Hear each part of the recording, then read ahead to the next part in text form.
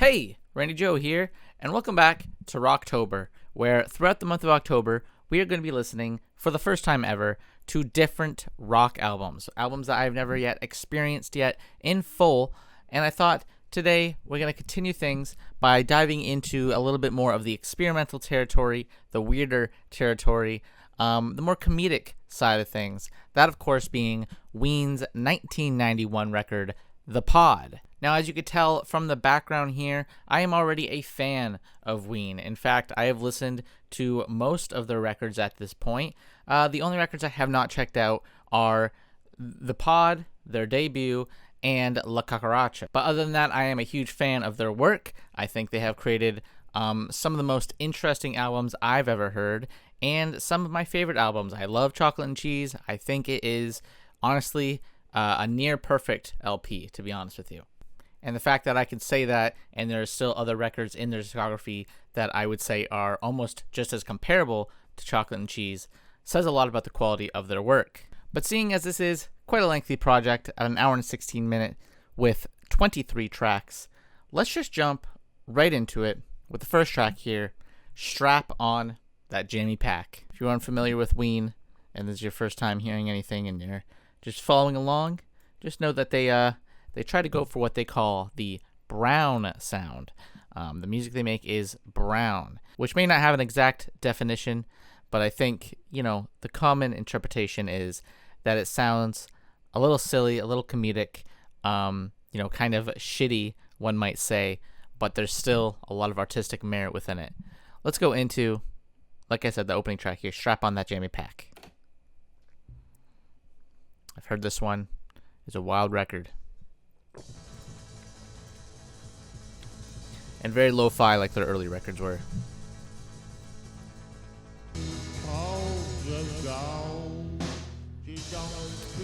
Very fuzzy in the production. And Gene's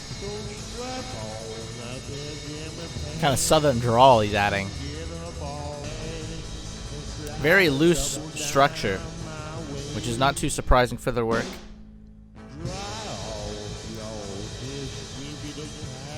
Almost no rhyme or reason.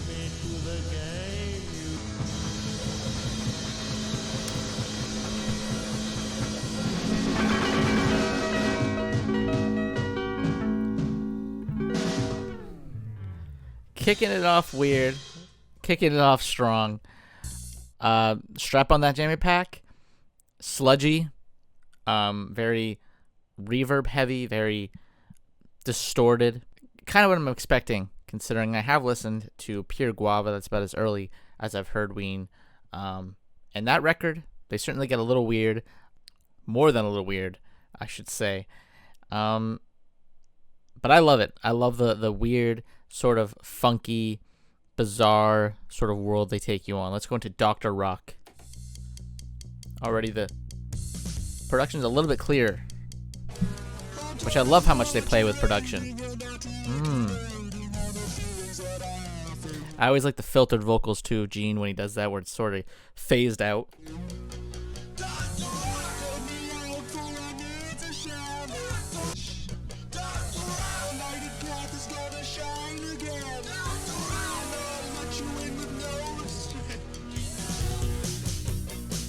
The very fun attitude coming through those vocals with the laughter on the tail end.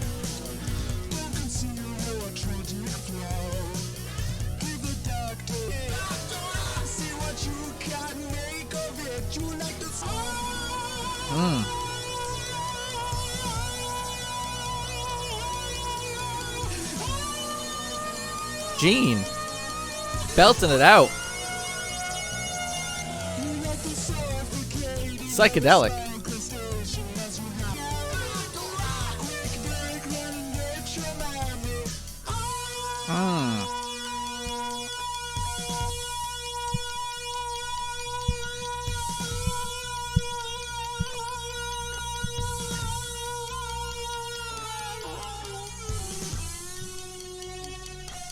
Oh.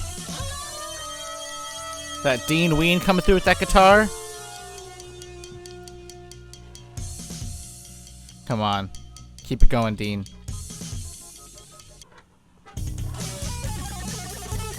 Ah, there it is.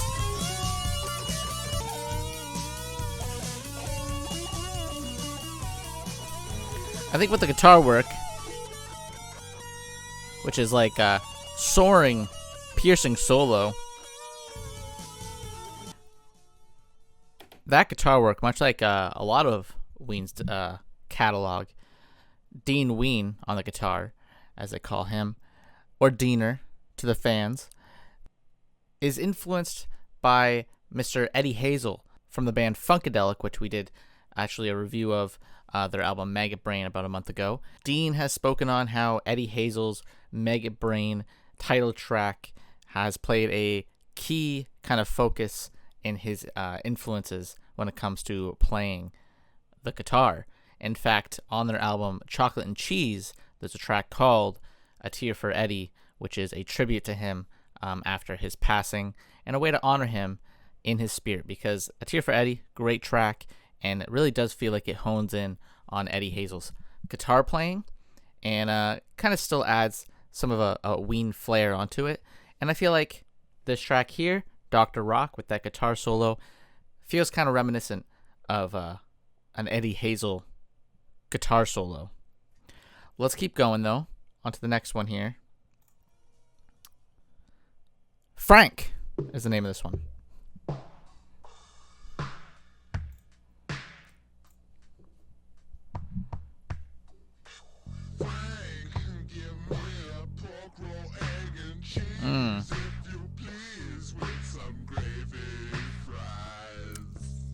Sounds like a good meal there. About as trashy as it can be.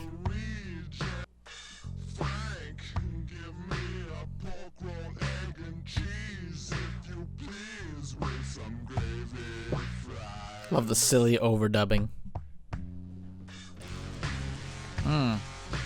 I love how crushed out everything sounds. So distorted. Very crunchy sound.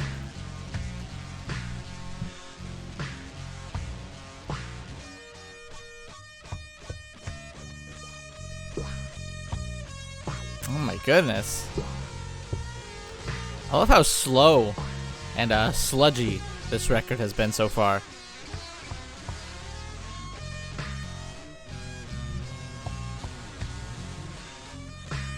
Oh my goodness. I love the piercing guitars.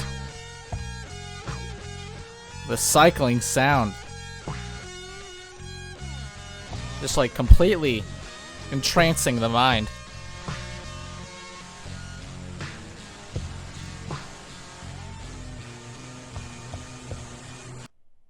Ugh. Nasty track. Great texture though. Great tone throughout. I think Frank really shows off the sort of noisier elements of Ween.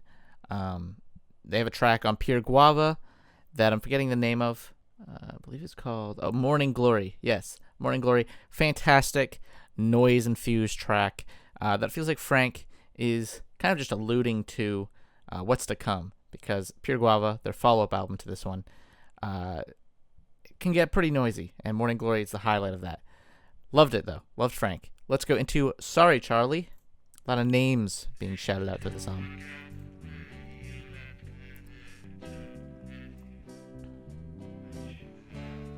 I really think their biggest strength is production and style.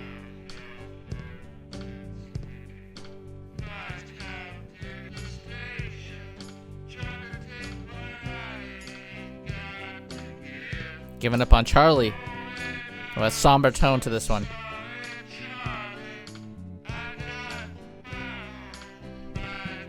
Can't give it away.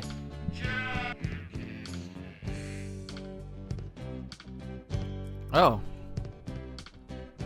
Like, even that, the lo-fi wavering guitar, it still has a really great melody to it, while still sounding so fuzzy and mutilated.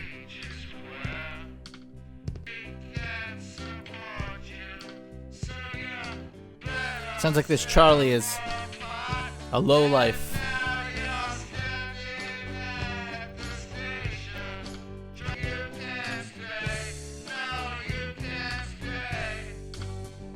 Mmm. Oh. I love that.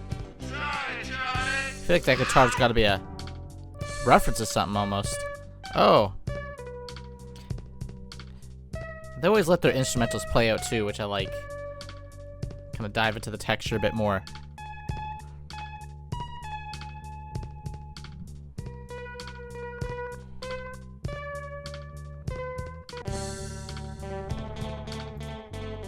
I really like that one. A nice, some nice melodies, some really nice somber tone to it too. I like that. Sorry, Charlie's gotta be maybe my favorite so far, but I've enjoyed every track to some extent. I think the hardest one to swallow so far has been the opener, but even then, just a great use of texture. Stallion Part 1. I've only heard Part 3, funny enough.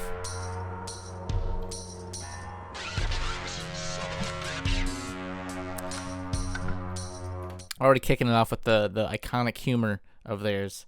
They have quite a few tracks where they just get right into cussing you out.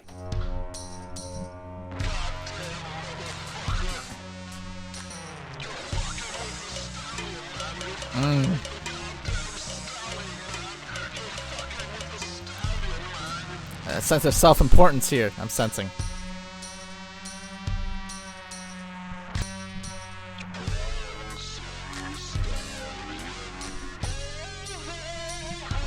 God. Such a tortured and evil tone.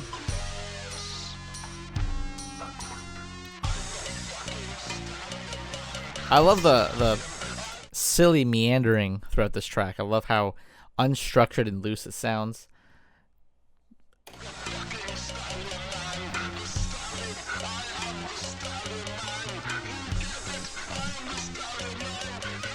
Hilariously written.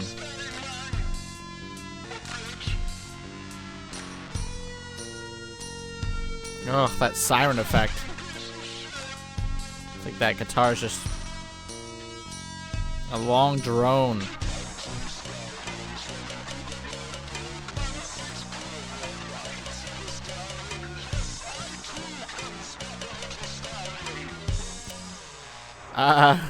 Not much to say about that one. It really speaks for itself, doesn't it? Weird, mutilated, hilariously written. Let's keep things going here into a track that is a little bit more popular on this album with 1.1 million streams, that being Polo Asado. One of the things so far I want to quickly touch on is, you know, listening to other rock albums in this series so far, most of which has been from the 70s, all of which actually has been from the 70s. I love the difference in tone and kind of focus of attitude that 70s albums had with rock music versus 90s alt-rock sort of music, where it's much more, you know, like the I don't care kind of attitude. It's very loose. It's much more kind of silly and self-aware.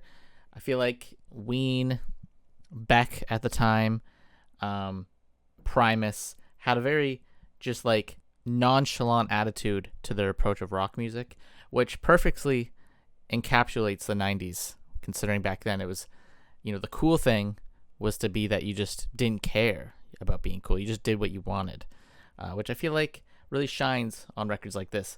Polo Asado.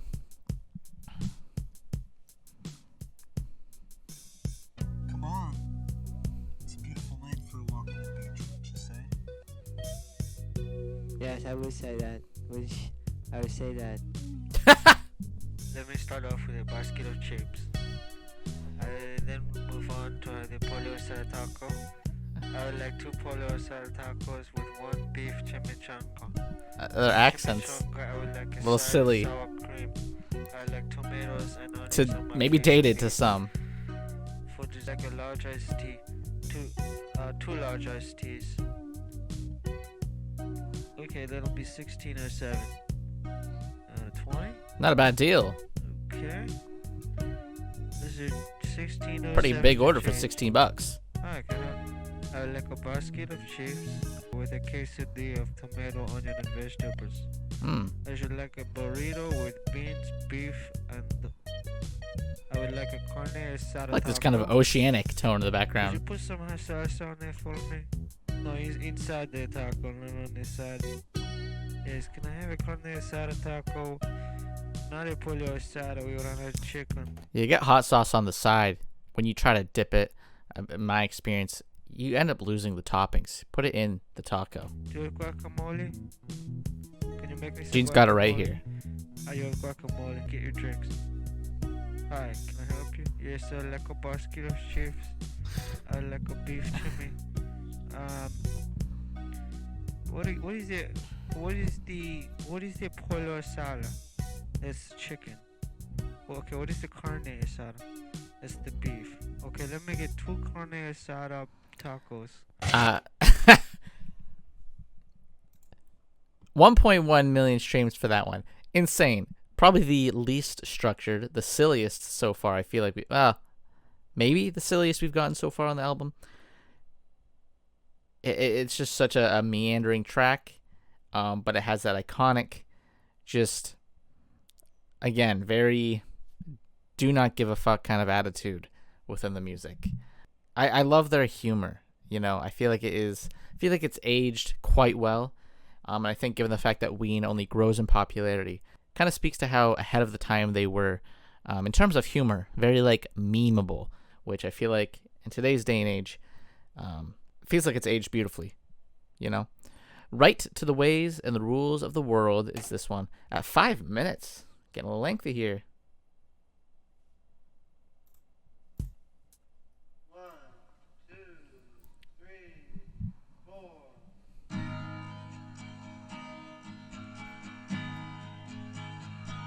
Oh.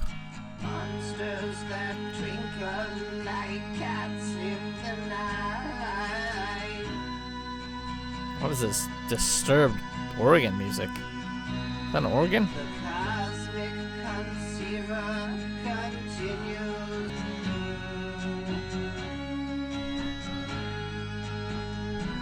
Despite being very low budget production, they were using very DIY methods when making these earlier albums. It's very clear that they knew what they were doing production wise and had a very specific artistic vision with some of these tracks, because there are some tracks here that are much more clear, much more polished. You could tell they took their time with them a bit more, where there's other tracks where you could tell that artistically speaking, they wanted perhaps a sludgier, more lo-fi and disturbed sound. And I feel like this track here, again, intentionally just muddled and broken down in the sound. Continuing though, I do like it. Like, I'm a sucker for production.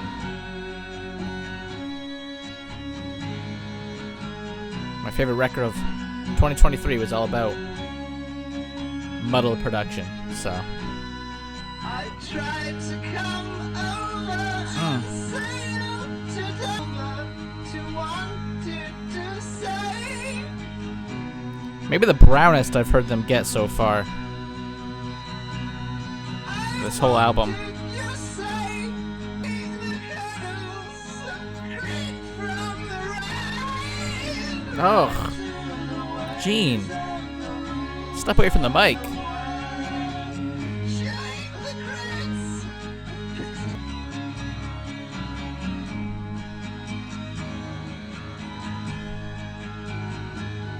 Very evil funeral sound to this one.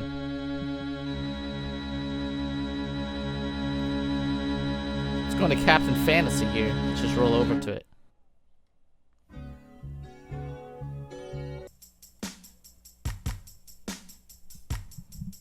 Okay. Little shift here.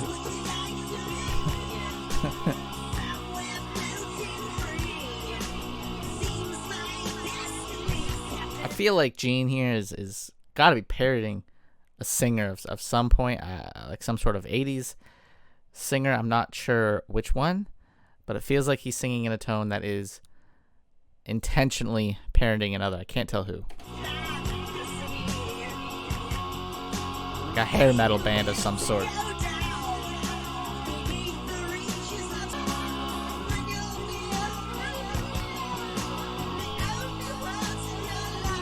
I love the distortion throughout the guitars throughout this album. Just like very noisy and sludgy.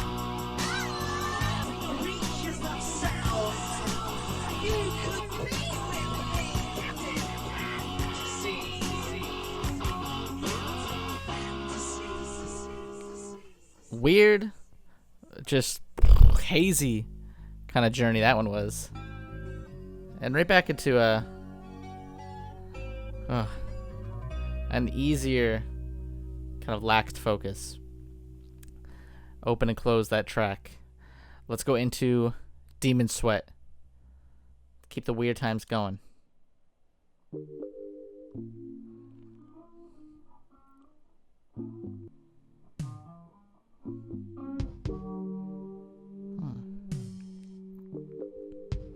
Like the slower pace of this one. A lot of this album has been much slower in its tone.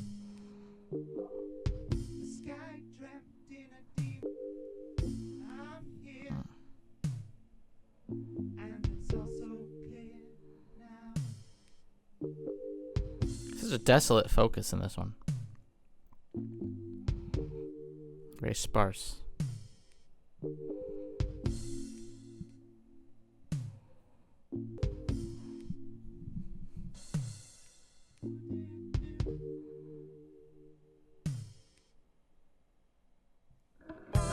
What the heck? Here I was getting lost in that. Now I'm soaring away.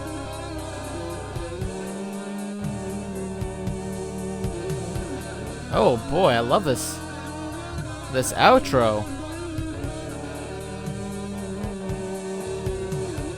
Diving headfirst into the psychedelic explosion.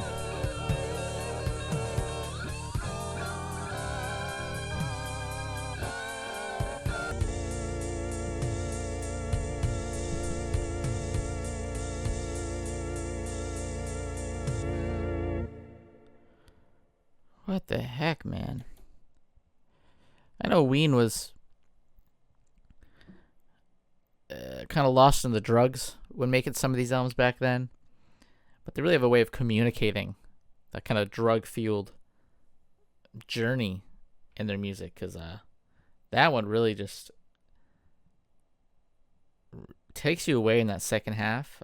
Really makes you feel hazy and kind of lost in the sauce. Let's go into Molly.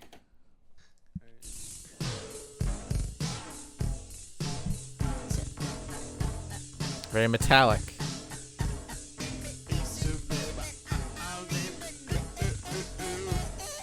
I like the higher pitch tone that they use, sort of like on Push the Little Daisies on the next record. It's almost like characters in their cast. Oh.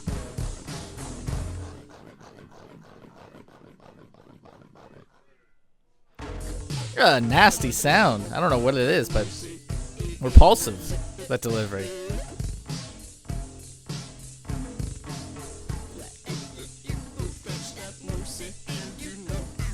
I'd be scared if I was Molly.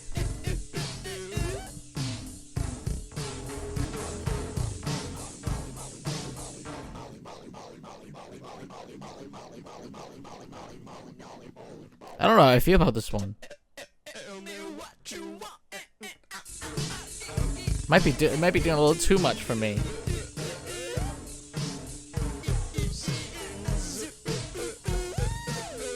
This one kind of drags, to be quite honest with you. I think the point has been made.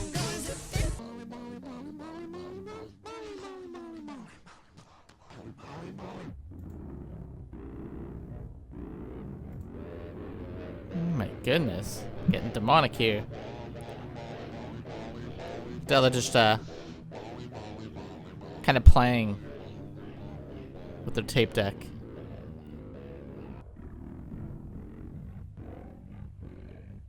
I didn't like that one. I felt scared. Molly maybe did too much for my liking.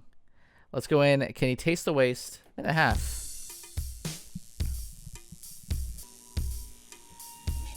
Have a electrical sound to this one. Oh, came out even stronger.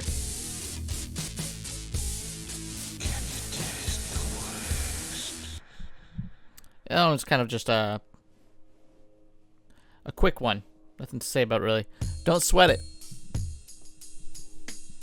Name of this one here.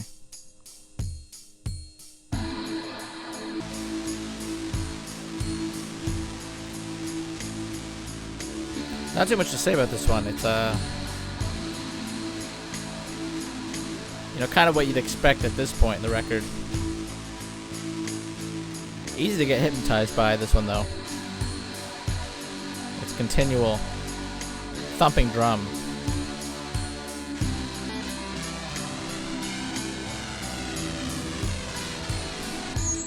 Oh, Jesus. Ear piercing.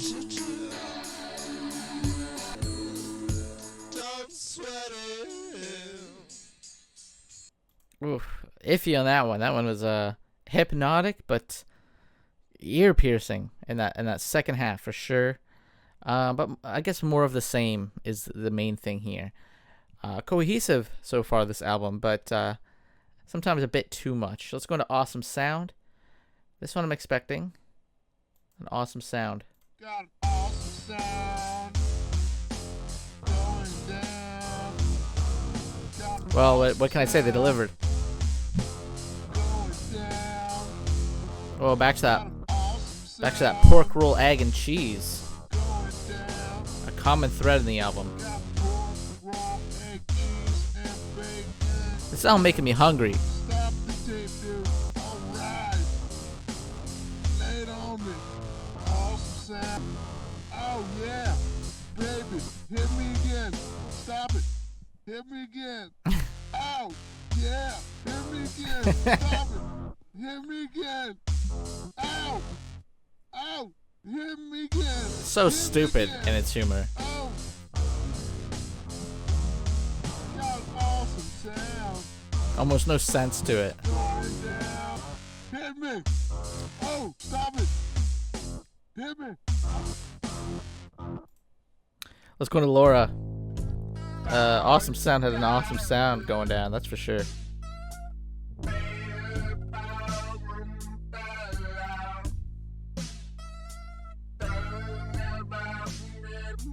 Spotify just throwing in the towel for the lyrics in this one.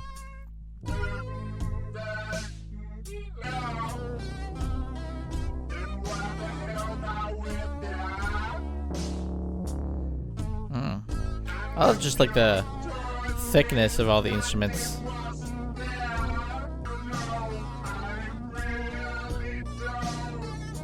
I feel like we're like in a couch lock high or something, you know? Just like sunken.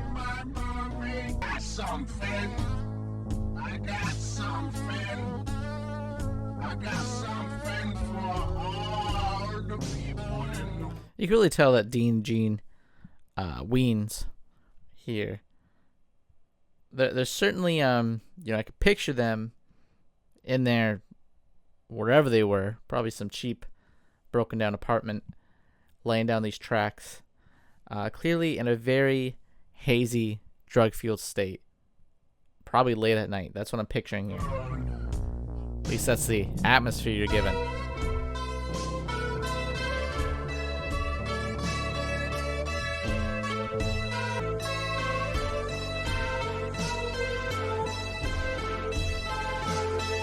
Oh my goodness.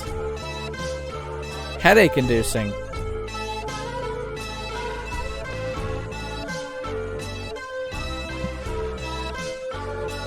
I like this outro, as chaotic as it is.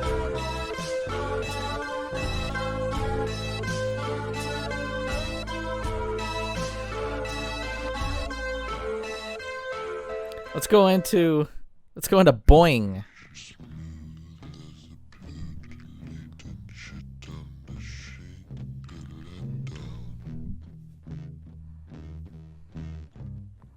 Van Winkle. Van Winkle, sorry. Another common thread on the album.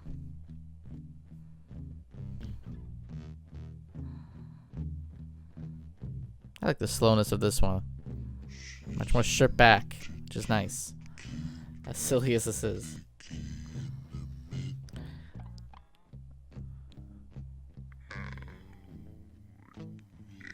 Reaches a point you don't even know what's funny about it.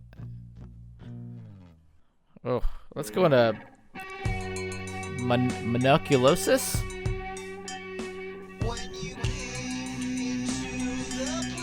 The pod. I think that's what their apartment was called, if I'm not mistaken.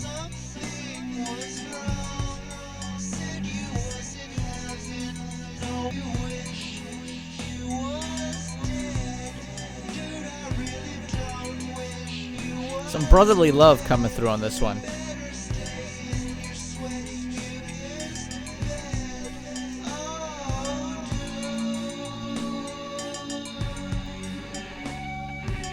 I like that kind of rattly percussion on this one.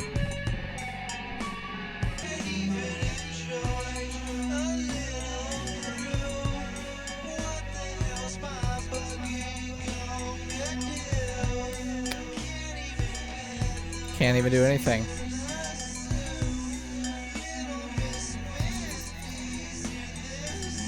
His friend here, too sick to enjoy the good times.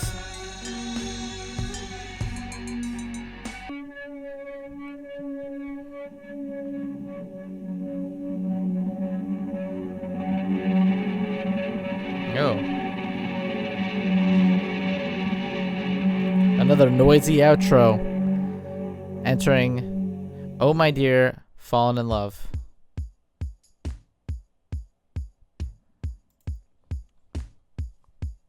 Tell me where you come from, was it heaven above? Oh, this one's a bit lighter, which is nice after how sludgy that last one was. Bit of an indie rock focus to this one. Oh my dear, must be falling in love. Did I tell you I want more than what you're really made of? Oh my dear, must Maybe a bit ahead of their time with this one. 10 years later, this would be a hit. scope of purple blundering in mud.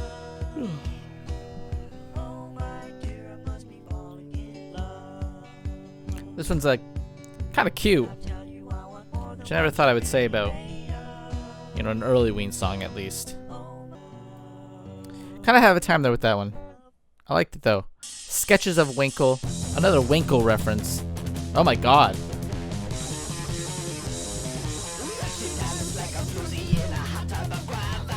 Just picking up the pace here. Jumping right into the fast-paced rock. But it's still as noisy as they've ever been.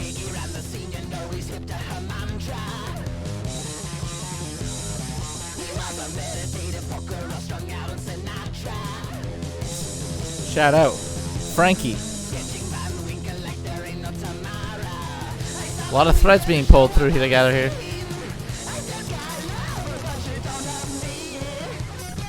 This one might be doing too much again.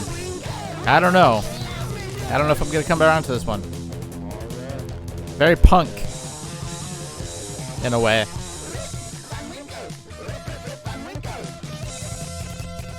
Another Rip Van Winkle reference. Part of me feels like with how connected a lot of these tracks feel lyrically, would not be surprised if this was made over the course of a night or a day or two, you know? Just in like a drunken, drug-fueled state.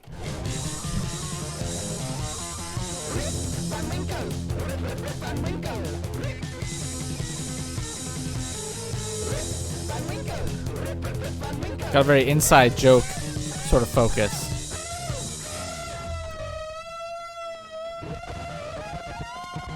Oh, Dean.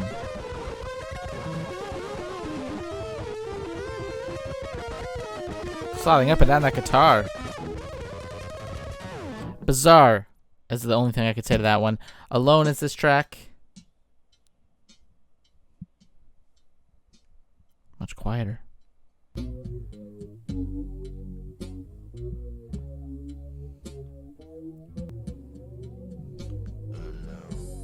Another sleepy one.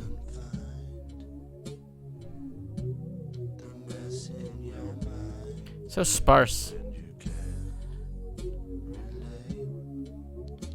Such a calm down after that last track.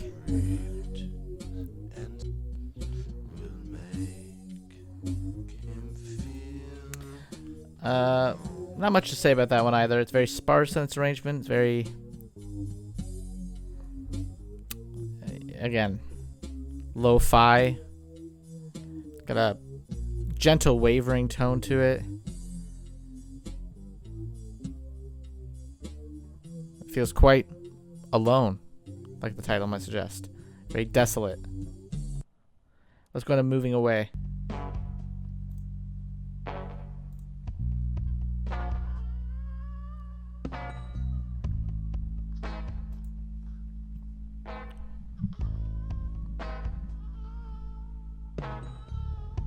Kind of has like I don't know what it is. Remind me of some of the dub albums we listened to back in June on the channel. I think more so in there, kind of reverb heavy, washed out production.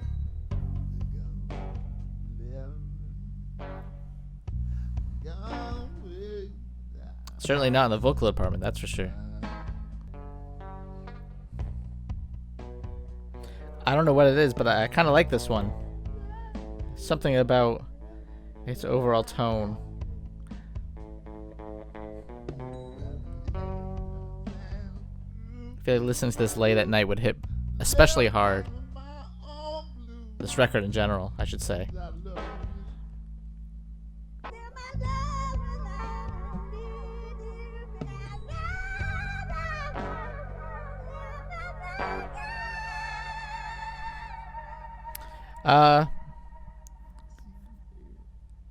Not much to say. I like that one. I feel like a lot of these tracks are starting to bleed into one another, though. That's my worry.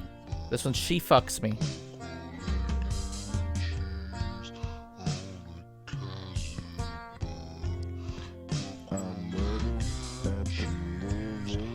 Got double vocals here.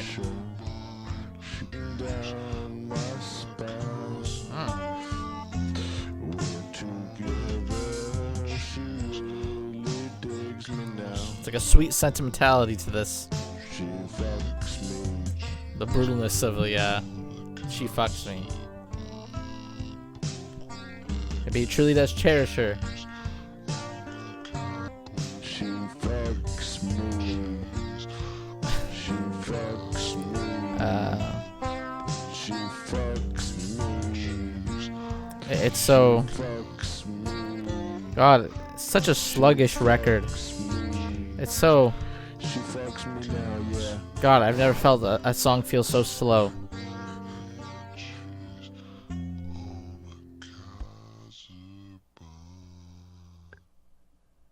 Let's pause for a second. The album is named after the apartment in which they lived, which was scenically located on Van Sant Road in Solebury Township, Pennsylvania. Our apartment was a haven for flies because it sits in the middle of a horse farm. And this time that the album was completed, we filled up 3,600 hours of tape and inhaled 5 cans of Scotch Guard. This album was then produced and mixed by Andrew Weiss, who is Mean Ween, who also plays the bass on the track Alone. And that's him on the cover, doing up some Scotch Guard powered bongs. They later got evicted from the pod. What I'm saying is, knowing that, I feel like this drug-induced sort of, atmosphere that they're in, and I imagine the pod being a pretty nasty apartment, given the antics going on, it really comes through in the record, is what I'm trying to say. It's very sluggish. Feels like your brain is quite literally melting with some of these. Let's go into Pork Roll and Cheese, the biggest track on the record here. Another continuation of that thread of lyrics we've been hearing.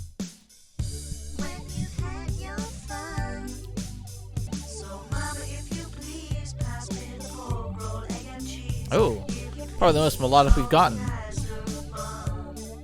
Sounds pretty good in terms of the food being mentioned. Okay, go for that right now.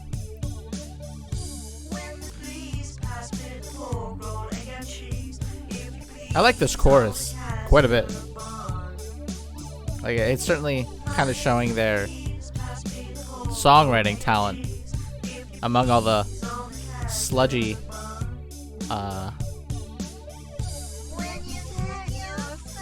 ununiform style.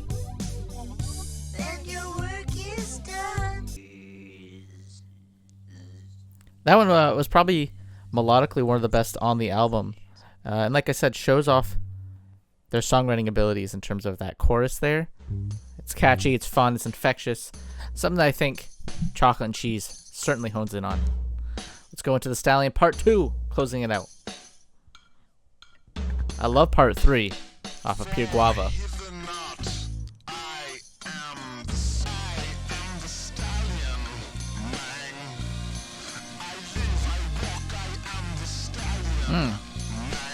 Mang. I feel like that's also kind of ahead of its time. Unless it's just slang that's been around.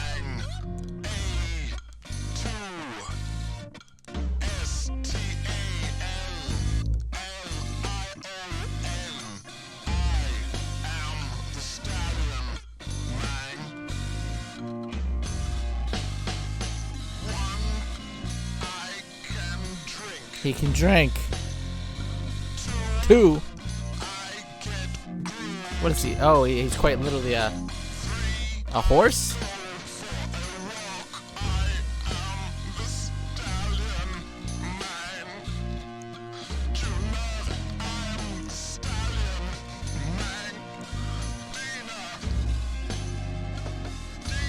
Shouting out Diener here.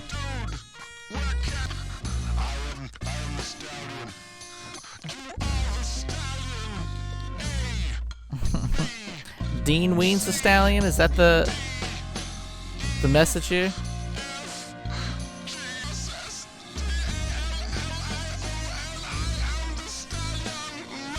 They're all the Stallion.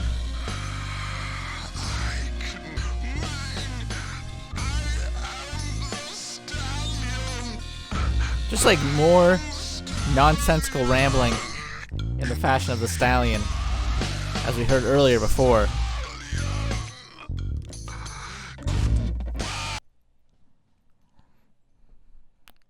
Still going? Is it gonna come back around?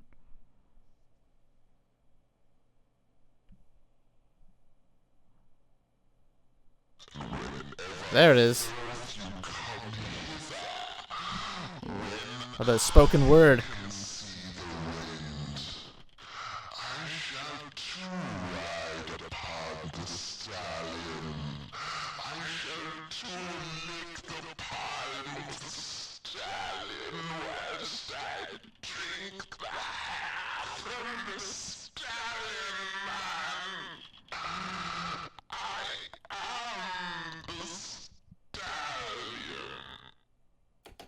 That does it for the Stallion Part 2, and that does it for the pod. What a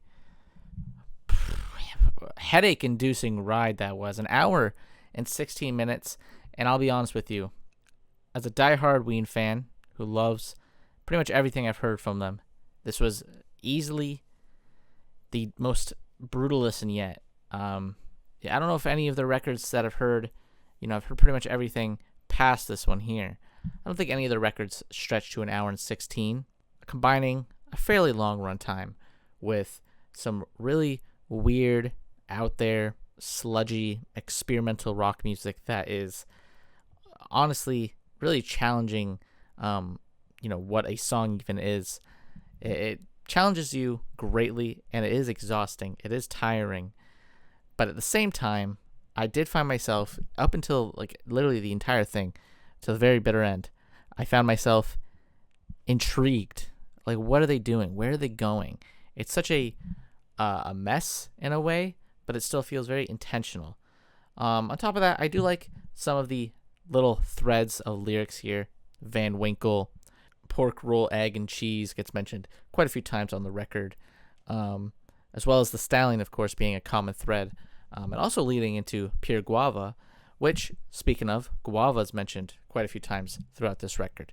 So what I guess I'm saying is there seems to be some sort of a loose structure, and there's kind of like an inside joke, a little wink at the audience who's listening here that makes you kind of interested to be in the know there. You know, you're kind of as disturbed or weirded out as the tracks get.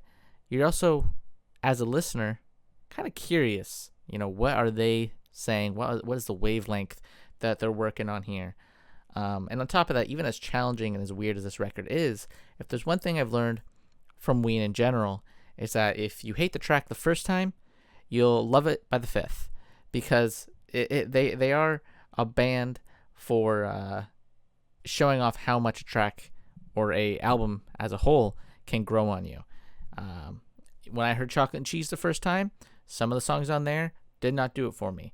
And then the songs that I did not really care for too much in the first listen ended up being some of my favorites. And now I think that record is pretty much near perfect. So what does that say? Ween gave me Stockholm Syndrome, perhaps. But I wouldn't want it any other way, because they are weird, they are fun, they are adventurous, and I think above all else they are kind of inspiring, because this is a very low budget record. Pure Guava was fairly low budget as well too, as far as I know. And before their big break with Chocolate and Cheese, you know, what they were doing was very experimental and DIY, and even with all that being said, you can still see a talent come through the low budget, and kind of showcases that even with the lowest of budgets, as long as you have talent and as long as you have a tremendous amount of luck as well, which you can only do so much with that, you can make it in the industry, and you could even be ahead of the time, because Ween only continues to grow. I feel like over the years they just get progressively bigger and bigger, because back in the 90s, you know, they were known in the underground, but today, you know, you'll see people with Bugnesh tattoos. You'll see people with Ween shirts. They are a band who is honestly as culturally, I would say, relevant to the 90s as many other 90s acts.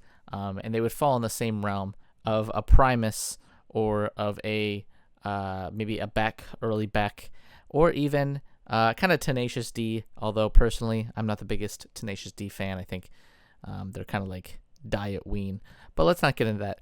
That's a separate thing entirely.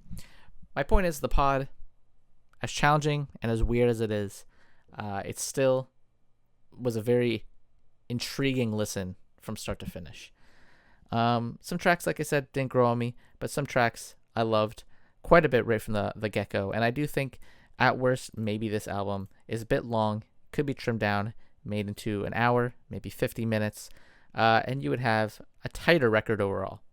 But still, I had a good time. But that does it for the listening portion of today's video.